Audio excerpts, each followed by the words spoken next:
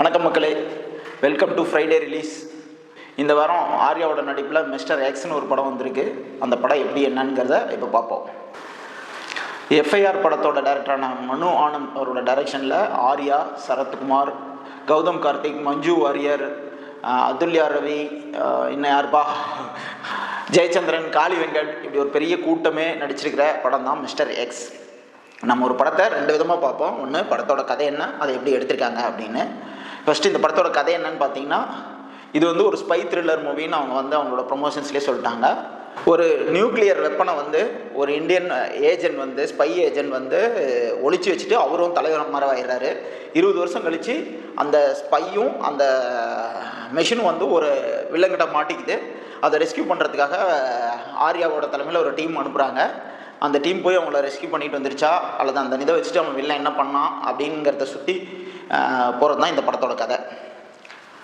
அடுத்து இந்த படத்தை எப்படி எடுத்திருக்காங்கன்னு பேசணுன்னா, முதல்ல ஒரு டிஸ்க்ளைமர் கொடுத்துட்றேன். இந்த ரிவ்யூவில் கொஞ்சம் ஸ்பாய்லர்லாம் இருக்க போகுது. ஏன்னா ஸ்பாய்லர் இல்லாமல் இந்த படத்தை ரிவ்யூ பண்ண முடியாது. ஏன்னா ஏகப்பட்ட இடத்துல ட்விஸ்ட் வச்சுருக்காங்க. அதில் கொஞ்சமாவது சொல்லி தான் இந்த படத்தை எக்ஸ்பிளைன் பண்ண முடியும். இந்த படத்தை நீங்கள் ஒரு வாட்டி பார்க்கலாம், தாராளமாக போய் பார்த்துட்டு அப்புறமேட்டு இந்த ரிவ்யூ பார்க்குறதுன்னா பார்க்கலாம், ஒன்றும் பிரச்சனை இல்லை. அடுத்தது இந்த படத்தை எப்படி எடுத்திருக்காங்க. ஃபஸ்ட்டு டெக்னிக்கல் வைஸ் பார்த்தீங்கன்னு வச்சிங்களேன், ரொம்ப அழகாக எடுத்திருக்காங்கன்னு சொல்லலாம். அந்த சினிமாட்டோகிராஃபி அருள் வின்சென்ட்டும், எடிட்டர் பிரசன்னா ஜிகேவும் பண்ணியிருக்காங்க.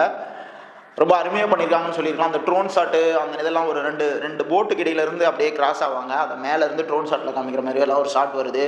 மாஸ்கோவோட அந்த வீதிகள் காமிக்கிறது, கல்பாக்கு அணுமின் நிலையத்தை காமிப்பாங்க. அப்போ அந்த இடம், அந்த ட்ரோன் ஷாட்டு, மூவ்மெண்ட் ஷாட், இது எல்லாமே ரொம்ப அருமையாக பண்ணியிருக்காரு. எடிட்டிங்கும் அதேமாதிரி தான். அவர் கொடுத்த வேலையை ரொம்ப சிறப்பாகவே செஞ்சுருக்காரு. ரொம்ப ஃபாஸ்ட்டாக அங்கங்கே போகிற மாதிரியான ஸ்க்ரீன் பிளே இருக்குது. அந்த இடத்துலலாம் நல்லா சிறப்பாக எடிட் பண்ணியிருக்காருன்னு சொல்லிடலாம். முக்கியமாக பார்த்தீங்கன்னா இந்த படத்தோட மியூசிக் டைரக்டர் அது யாருன்னா திபு நினன் தாமஸ். அவர் யாருன்னு உங்களுக்கு சொல்லணும்னு பார்த்தீங்கன்னா, மரகத நாணயம் அவரோட ஃபஸ்ட்டு படம் தான். கவிதைகளாக சாங் எல்லாரும் கேட்டிருப்பீங்க. பல பேரோட ஃபேவரட், என்னோடைய ஃபேவரட்டோட சாங் அது. அந்த மியூசிக் டைரக்டர் தான் இந்த படத்தோட மியூசிக் டைரக்டரும். படம் அங்கங்கே ரொம்ப இன்ட்ரெஸ்டிங்காக சொல்கிற மாதிரி கதை அமைஞ்சிருக்கு. அதுக்கான மியூசிக் இவர் போட்டிருக்கிறது அவ்வளோ சூப்பராக மியூசிக் போட்டிருக்காரு. ஆனால் இவர் போட்ட மியூசிக் ஏற்ற அளவுக்கு அங்கே காட்சிகள் அமைச்சிருக்காங்களான்னு கேட்டால் அது சந்தேகம் தான். ரொம்ப பரபரப்பாக போகிற மாதிரி அழகாக இவர் மியூசிக் போட்டிருக்காரு. ஆனால் அந்த சீன் நமக்கு அவ்வளோ பரபரப்பாக இல்லை, உட்காந்து பேண்ட் பார்த்துட்ருக்கோம். ஆனால் இவரோட மியூசிக் அந்த அளவுக்கு நல்லா சிறப்பாக போட்டிருந்தாருன்னு சொல்ல முடியும். ஒரு நல்ல டைரக்டர், நல்ல ஸ்டோரி அமையும் போது இவர் இன்னும் நல்லா பிரகாசமாக வர்றதுக்கான வாய்ப்பு அதிகமாக இருக்குது. அடுத்தது ஆக்டர்ஸோட ஆக்டிங்லாம் பார்க்கணுன்னு பார்த்தோம்னு வச்சிங்களேன், ஆர்யா நமக்கு எல்லாத்துக்கும் தெரியும். அவர் ஒரு டெம்ப்ளேட்டாக அதே மாதிரி நடிப்பார். அவர் நடிச்சிருக்காரு. ஓகே, குறையும் இல்லை நிறையும் இல்லைங்கிற மாதிரி. 2 பேர் இதில் நல்லா நடிச்சிருந்தாங்க அப்படின்னு சொல்லலாம்னா, ஒன்று கௌதம் கார்த்திக், இன்னொன்று மஞ்சு வாரியர். இவங்க 2 பேருமே அருமையாக நடிச்சிருந்தாங்க. கௌதம் கார்த்திக் பல பேர் இதில் என்னை அறிந்தால அருண் விஜய் நடித்த மாதிரி நடிச்சிருப்பாருன்னு சொல்லுவாங்க. நான் இவர் கனா கண்டெய்னில் பிருத்திவிராஜோட கேரக்டர் இருக்கும் பார்த்தீங்களா, அவர் மாதிரி நடிச்சிருக்காரு. ஒரு பக்கா டீசன்ட், ஒரு ஸ்டைலிஷான ஒரு வில்லன் கேரக்டர் அப்படிங்கிற மாதிரி. அந்த ஒரு புன்முறுவல், சிரிச்சுக்கிட்டே தப்பு பண்ணுற ஆள், அந்த மாதிரியான ஆள் பார்த்தீங்கன்னா நல்லவன். அவனோட ட்ரெஸ்ஸிங்கு, அவனோட ஆக்டிங் எல்லாம் பார்த்தீங்கன்னா ஒரு நல்லவங்கிற மாதிரியே இருக்கும். ஆனால் அந்த கேரக்டர் வில்லன் அப்படிங்கிற மாதிரி கேட்டு அந்த மாதிரியான ஒரு வில்லனாக ரொம்ப அருமையாக நடிச்சிருக்காரு. அடுத்தபடியாக மஞ்சு வாரியர் அவங்களுக்கு எந்த கேரக்டர், ஒரு கிராமத்து லேடி கேரக்டர் கொடுத்தாலும், ஒரு சிட்டியில் இருக்கிற ஒரு மிடில் ஏஜ் உமன் அப்படிங்கிற கேரக்டரோ, அல்லது ஒரு பெரிய ஒரு டைரக்டருங்கிற ரோல், இது எந்த ரோலை கொடுத்தாலும் அருமையாக நடிக்கிறாங்க. அவங்க இந்த படத்துலையும் ரொம்ப சூப்பராக நடிச்சிருக்காங்க. அவங்களுக்குன்னு ஆக்ஷன் காட்சிகள்லாம் இருக்குது. அதில் எல்லாத்துலேயும் ரொம்ப அருமையாக நடிச்சிருக்காங்க. அப்புறம் சரத்குமாருக்கு நம்ம பெருசாக விளக்கமெல்லாம் கொடுத்துருக்க தேவையில்லை. அவர் கொடுத்துருக்கிற கேரக்டர் அவர் பக்காவாக பண்ணிடுறாரு. அவர் ஃபஸ்ட்டு ஒரு கொஞ்சம் நேரமும் திரும்ப அவரை சுற்றி தான் கதை நகருது. ஆனால் அவரோட ப்ரெசன்ஸ் ரொம்ப அதிகமாக இல்லை. பார்ட் 2க்கு லீடு கொடுத்து முடிச்சிருக்காங்க. அதில் அவருக்கான வேலை இருக்குது. பார்ட் 2 படம் வந்தால் அதில் அவரை அதிகமாக பார்க்கலாம். அப்புறம் 3 பெண்கள் இருக்காங்க. அனகா, ரைசா வில்சன், அதுல்யா ரவி. இவங்க எல்லாமே அவங்களுக்கு கொடுத்த கேரக்டரை நல்லாவே நடிச்சிருக்காங்க. ரைசா வில்சனுக்கு கொஞ்சம் பவர்ஃபுல்லான கேரக்டர், அதுல்யா ரவி இவங்க அதுவுமே அவங்களுக்கு கொடுத்த கேரக்டரை பக்காவாக பண்ணிட்டாங்க அப்படின்னு சொல்லலாம். எப்படி எடுத்திருக்காங்க அப்படின்னா, ரொம்ப லெத்தாஜிக்காக படம் எடுத்திருக்காங்க அப்படிங்கிறது தான் உண்மை. சும்மா உட்காந்து படத்தில் ஏகப்பட்ட ட்விஸ்ட்டு வரும்போதெல்லாம், இந்த சேரை போட்டு நீ முன்னாடி உட்காரு, நான் உட்காடுறேன், இதான் ட்விஸ்ட்டு அப்படின்னு சொல்லிக்கிட்டே இருக்காங்க. ட்விஸ்ட்டு படத்தில் இல்லை, அதே உட்காந்து ஒவ்வொருத்தரும் சொல்கிறதில் தான் இருக்குது. அத்தனை ட்விஸ்ட்டு வருது. அப்புறம் ஒரு ஏஜென்ட், அப்படியே ஒரு ஸ்பை த்ரில்லர் அப்படின்னு கொஞ்சம் அறிவுபூர்வமாக படம் எடுக்கிறேன் அப்படின்னு காமிச்சிட்டு, அதே சமயத்தில் ரொம்ப சில்லியான மிஸ்டேக்ஸ் எல்லாம் எக்கச்சக்க மிஸ்டேக் பண்ணுறாங்க. காளி வெங்கட் அவங்க ஒய்ஃபு கேன்சர் ஸ்டேஜ் 4 இருப்பாங்க. அவங்களோட ட்ரீட்மெண்ட்டுக்கு ஸ்பாய்லர்லாம் சொல்லிட்டேன் ஏற்கனவே, இதெல்லாம் வருது, ஸ்பாய்லருக்குள்ளே தான் வரும், நீங்கள் என்னக்காங்க. அவன் ஒய்ஃபுக்கு ட்ரீட்மெண்ட்டுக்காக வந்து வில்லன் கிட்ட வில போயிடுறாரு. காளி வெங்கட் யாருன்னா ரால டைரக்டர் வந்து மஞ்சு வாரியர், அவங்க கிட்ட டைரக்டா டீல் பண்ணக்கூடிய ஒரு ஆஃபீஸர். அவர் ஒய்ஃபுக்கு வந்து ட்ரீட்மெண்ட் பார்க்கறதுக்கு காசு இல்லாமல் போய் தீவிரவாதிகிட்ட காசு வாங்கி ஒய்ஃபுக்கு 25 லட்ச ரூபா ட்ரீட்மெண்ட் பண்ணாரா. என்ன கொடுமை இதெல்லாம். கவர்மெண்ட் எம்ப்ளாயி ஆட்டோமேட்டிக்காக இன்சூரன்ஸில் கவர் ஆகி அவங்க ஒய்ஃபுக்கு எல்லா ட்ரீட்மெண்ட்டும் பார்த்துடலாம். அதுவும் 25 lakhs 45,000 ரூபா தான் சம்பளம் வாங்குறீங்க அப்படின்னு ஆரியா சொல்லுவார். 45,000 ரூபா சம்பளம் வாங்கிட்டு எப்படி 25 லட்சத்துக்கு நீங்கள் வந்து அமௌண்ட்டை ஒரே இதாக கட்டினீங்கன்னு. எந்த ஏஜென்ட்டுக்கு 45,000 சம்பளம் கொடுக்குறான்னு தெரியல. கான்ஸ்டபிள் சம்பளமே இந்த 45,000க்கு மேலே இருக்கும். ஒரு ஒரு ஒரு விதமான ஸ்டடியும் இல்லாமல் இதுவும் இல்லாமல் படம் எடுத்திருக்காங்க. இன்னொரு சீனில் பார்த்தீங்கன்னு வச்சுக்கல, அதாவது நம்ம சரத்குமாரையும் அந்த வெப்பனையும் போய் மீட்டுட்டு வர்றதுக்காக தான் ஆர்யா டீம் போகும். அவங்கள போய் எல்லாம் மீட்டுருவாங்க. மீட்டுட்டு போய் சரத்குமாரை காப்பாற்றலான்னு போகும்போது சரத்குமார் இடத்துல அதுலேயே ரவி உட்காந்துட்டு இருப்பாங்க. அப்போ காளி வெங்கட் அவன் கூட ஒர்க் பண்ணுற இன்னொரு ஆள் எல்லாம் வந்து பார்த்துட்டு, நீ யார் இங்கே எதுக்கு உட்காந்துருக்கே, எந்திரிச்சு போ அப்படிங்க. ஏன்னா ஒரு கிரிட்டிக்கல் மிஷன் நடத்திட்டு இருக்கீங்க, நடுவில் அந்த பொண்ணு வந்துருக்குது, நீ இறங்கினா நான் எதிர்பார்த்த ஆள் நீ இல்லை, இறங்கி போ அப்படின்னு சொல்கிறீங்களா. இதெல்லாம் என்ன லாஜிக்கு, என்ன வெங்காயம்னே தெரியல. படத்தில் இது வந்து ஒரு ஆக்ஷன் மூவி அப்படிங்கிற மாதிரி ப்ரமோட் பண்ணாங்க.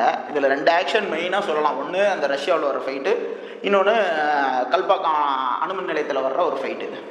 இந்த 2 ஃபைட்டுமே ஒன்றும் பயங்கரமான ஃபைட்டுன்னு சொல்ல முடியாது. ரஷ்யாவில் அந்த ஃபைட்டு சும்மா கேமரா ஆங்கிள் பூந்து விளையாடுறது, அதில் எந்த குறையும் இல்லை. அவரை மீட்டிட்டு வர்ற சரத்குமாரையும் அந்த வெப்பனையும் மீட்டிட்டு வர ஃபைட்டு தான் அந்த இடத்துல நடக்குது. கஷ்டப்பட்டு ஃபைட் பண்ணி போய் அந்த நிதியும் எடுத்துடுறாங்க. அந்த இடத்துல சரத்குமார் இல்லை, அதுல ரவி இருக்காங்கிறதையும் போய் என்னறாங்க. அடுத்த சீனு அதுக்கப்புறம் அந்த இடத்துல இருந்து எப்படி தப்பிச்சு வெளியே வர்றாங்கன்னு இருக்கணும் இல்லையா. அந்த சீக்வன்ஸ்லாம் எதுவுமே கிடையாது. ஒன்லி ஃபைட் போட்டு நெருங்கி அவங்கள போய் அடையிறாங்க, அவ்வளோதான். அதுக்கப்புறமா போலீஸ் வந்துட்டு இருக்கு, சீக்கிரம் எஸ்கேப் ஆகும்னு சொல்லிட்டு எந்த விதமான காட்சிகளும் அதுக்கப்புறம் கிடையாது. அவங்க வந்து தப்பிச்சு வந்துடுறாங்க. இது என்ன மாதிரியான ஒரு ஆக்ஷன் மூவின்னு எனக்கு தெரிய மாட்டேங்குது. அதேமாரி தான் கல்பாக்கம் இதில் வர்றதும் அப்படி தான். ஒன்றும் பெருசாக இல்லை. இந்த பக்கம் ஒரு 25 பேர், இவங்க ஒரு 5 பேர் போகிறாங்க, அப்படி இப்படின்னு ஃபைட்டு, துப்பாக்கி சூடு, அவ்வளோதான். இது ஒரு பெரிய ஆக்ஷன் மூவின்லாம் சொல்லவே முடியாது. ஆக்ஷனுக்காக இந்த படத்தை போய் பார்க்கலாம்னு நினச்சிங்கன்னா அதுக்கான படம் கிடையவே கிடையாது. இப்போ பார்த்துக்கிட்டிங்கன்னா ராவ் வந்து ஒரு சென்டர் ஆஃப் பாயிண்டாக வந்துருச்சு. தமிழ் சினிமா, இந்தியன் சினிமா எல்லாத்துலேயும் வந்து ராவில் ஒர்க் பண்ணுறவங்கள ஹீரோவாக போட்டு படம் எடுக்கிறாங்க. ஆனால் இந்த ராவை எப்படி காட்டுறாங்க அப்படின்னு ஒரு கேள்வி இருக்குது. இதில் வந்து நம்ம உளவாளிகள் மக்களுக்கு தெரியாமல் போய் அவங்க ஒரு மிஷனில் ஜெயிக்கிறாங்க. அந்த ஜெயிக்கிறதும் மக்களுக்கு தெரியறதில்ல. இந்த மாதிரி ஒரு அன்சங் ஹீரோஸாக ராவில் இருக்கிறீங்க அப்படிங்கிறதெல்லாம் காமிக்கிறாங்க.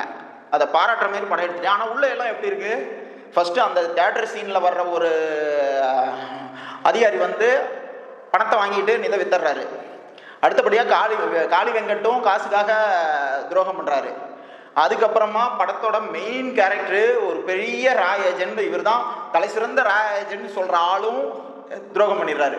அப்புறம் மிலிட்ரியில் கேப்டன் பொறுப்பில் இருக்கிற ஒரு ஆள் வந்து ஹனி ட்ராப்பில் மாட்டிக்கிட்டு ஒரு பொண்ணுக்கிட்ட நிதில நட்டு அவருக்கு தெரிஞ்ச கோடிங்கெலாம் வில்லன்களுக்கு கொடுக்குறாரு. அப்புறம் ராவோட டைரக்டர் மஞ்சு வாரியர் அவங்க வந்து துரோகம் பண்ணல. ஆனால் அவங்க துரோகம் பண்ணியிருப்பாங்கங்கிற சந்தேகத்தில் பிரதமரே வந்து அவங்கள அந்த பதவியிலேருந்து இறங்க சொல்கிறாரு. இது என்ன ராவா இல்லை உசிலம்பட்டி போலீஸ் ஸ்டேஷனானே தெரிய மாட்டேங்குது. நீங்கள் என்ன சொல்ல விரும்புகிறீங்க? ஸ்பைலாம் வந்து நம்ம நாட்டுக்காக நல்லது செய்வாங்க, வெளிநாட்டில் போய் கஷ்டப்பட்டு எவ்வளோ இழந்தாலும் எவ்வளோ அவங்களுக்கு துரோகம் நடந்தாலும் இது நாட்டுக்காக உண்மையாக இருப்பாங்கன்னு காப்பிக்கிறீங்களா, இல்லை பணத்துக்காக ராவலகிறீங்கெல்லாம் இந்தியாவை காட்டி கொடுத்துருவாங்கன்னு எடுக்கிறீங்களான்னு என்னன்னு தெரில. நீங்கள் பேட்ரியாட்டிசமில் மூவி எடுக்கிறீங்களா இல்லை துரோகம் பண்ணுவாங்க எல்லாருமே படம் எடுக்கிறீங்களான்னு புரியல. இதுதான் கிளைமேக்ஸ் ட்விஸ்ட். இதுதான். இது படம் பார்க்காதீங்க, கட்டாயம் பார்க்க வேண்டாம். இந்த இடம் படத்தோட வில்லன் வந்து சரத்குமார் தான். அவர் தான் வந்து மிஸ்டர் எக்ஸு. அவர் தான் வந்து இந்தியாவுக்கு துரோகம் பண்ணிட்டு வில்லனாக மாறிடுறாரு. அவன் எவ்வளோ ஒரு முட்டாள் வில்லன் தெரியுமா? ஒன்று அவன் வந்து நல்லவனாக இருக்கணும், இல்லைன்னா வில்லனாக மாறிட்டா எல்லாரையும் வில்லனா அவனுக்கு சாதகமானதாக பண்ணணும். அவன் வில்லனா பணத்துக்காக வில்லனா மாறிட்டான். அப்புறம் எதுக்கு தன்னோட பையன் பொண்ணையெல்லாம் விட்டுட்டு அவன் போய் தனியாக வேறு நாட்டில் இதில் வாழணும்? அங்கே போனதுக்கப்புறம் பையன் பிள்ளையெல்லாம் கண்டுபிடிச்சி அவங்க கூட கூட்டி வச்சு அவன் சம்பாதிக்கிற பணத்துக்கு அவன் பிள்ளைகளெல்லாம் வாரிசாக்கி ஜாலியாக என்ஜாய் பண்ண விட வேண்டியதானே. அவங்க பையன் மறுபடியும் ராவலை போய் சேர அளவுக்கு எதுக்கு விட்டுட்டுக்கிறான்? அவன் யாரையோலாம் தேடி பிடிச்சி அவனுக்கு கீழே ஒரு மாதிரி ராஜ விசுவாச அடிமைகளாக மாத்திரவன் மஞ்சு வாரியர். ராவோட டைரக்டரே அவ தான். அந்த மஞ்சு வாரியரே சரத்குமார் தான் உருவாக்குறான். அவளை உருவாக்கும் போது அவளை இவனுக்கு ஏற்ற மாதிரியான ஒரு பேடான ஆளாக உருவாக்கிற வேண்டியதானே. அவளை மட்டும் நேர்மையான ஆளாக உருவாக்கி கொண்டு போய் ராவலை உட்கார வச்சுட்டு மீதி கீழே இருக்கிற 1-2 சின்ன சின்ன ஆளுகளை எல்லாம் கெட்டவங்களாம் மாற்றி அவங்க கூட தான் கூட வச்சுக்கிறான். எவ்வளோ பெரிய முட்டாள் வில்லன் அவன்.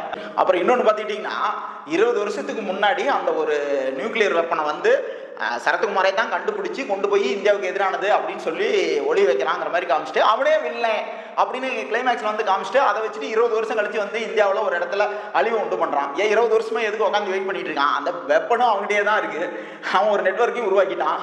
அதுக்கு முன்னாடியே G20 இது நடக்கிற மாதிரி காட்டுது. அப்போ 20 வருஷம் கழிச்சு G20 ஒன்று இந்தியாவில் நடத்துவாங்க, அதுக்காக வெயிட் பண்ணுவோம்னு சொல்லி அவங்க இருந்து உட்காந்து வெயிட் பண்ணி கொண்டு வந்து இங்கே நடத்துறானா? என்ன லாஜிக் இதெல்லாம்? கொஞ்சமாவது உட்காந்து யோசிச்சு இருந்தால் இந்த கதையில் வர்ற ஓட்டைகள்லாம் கொஞ்சம் கொஞ்சமாவது இருக்கலாம் இல்லையா? அப்புறம் இவங்க கதையை வந்து அந்த ரிவீல் பண்ணுறதும் கொஞ்சம் கூட சுவாரஸ்யம் இல்லாமல் ரிவீல் பண்ணுறாங்க. படம் முடிஞ்சு வந்து வெளியில் வர்றீங்க பேட்டி கொடுக்குறதுல ஒரு வீடியோவில் வருது, ஒருத்தர் கடைசியாக ஆர்யாவையே வில்லனை காமிச்சிட்டாங்கன்னு. அந்த அளவுக்கு நீங்கள் ஸ்க்ரீன் ப்ளே பண்ணி வச்சுருக்கீங்க. அந்த முன்னாடி எக்ஸ்பிளைன் பண்ணும்போது இவன் யார், மிஸ்டர் எக்ஸ் யார் அப்படிங்கிறது ரிவீல் ஆகும்போது சரத்குமார் தான் வில்லை. ஆனால் அதுக்கு முந்தின சீனில் ஆர்யாவை காமிக்கிறாங்க. பார்க்குறவங்க என்ன நினச்சிட்டாங்கன்னா ஆர்யாவை தான் மெயின் வில்லை அப்படின்னு நினச்சிட்டாங்க. அந்த அளவுக்கு தான் ஸ்க்ரீன் ப்ளே ஒர்க் பண்ணி வச்சுருக்காங்க.